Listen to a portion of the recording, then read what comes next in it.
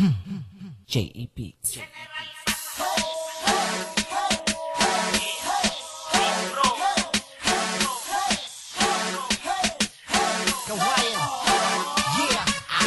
Na ang mikropono nang masimulan nang malaman at muli na namang mapakinggan ang batang kabilang sa original na siyang C-K-A-W-E-Y-A. Dami nagakala na ko'y wala na. Sino ba nagsabi ang sabi nagpahinga na? Ang isang katulad ko ababat naniwala basta mga ulot lalo na sa mga hinayupan. Relax ka lang boy, wala itong batang mo.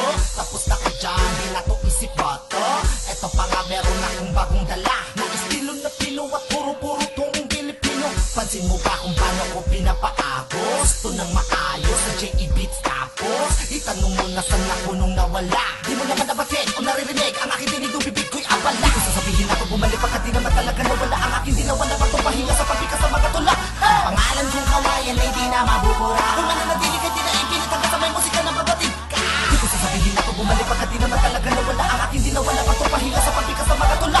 Pangalan kong kawayan ay di na mabubura. Kung mananatili ka di na ipilit hanggang sa may musika ng babatid ka. Oo tama ka, wala nga nagbago sa'king ganto.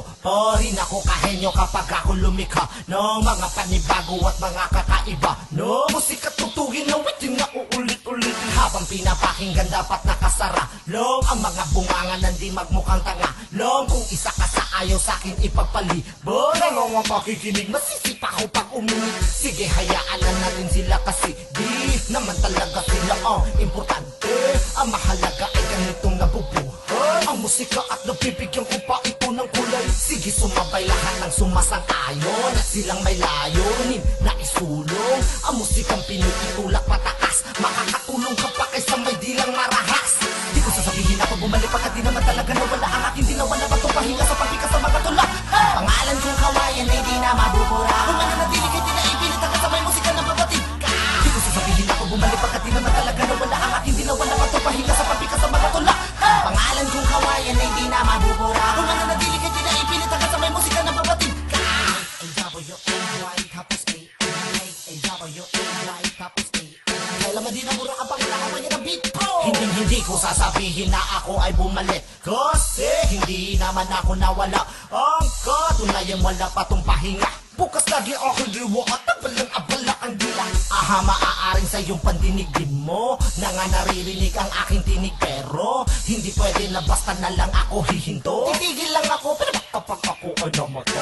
Ngayon alam mo na masyado pang maaga para ipagtanong mo kung nasan na nga ba at kung ako'y tuluyan na wala no. Hanggat ako'y humihinga di pa patuloy mong maririnig ang boses ko.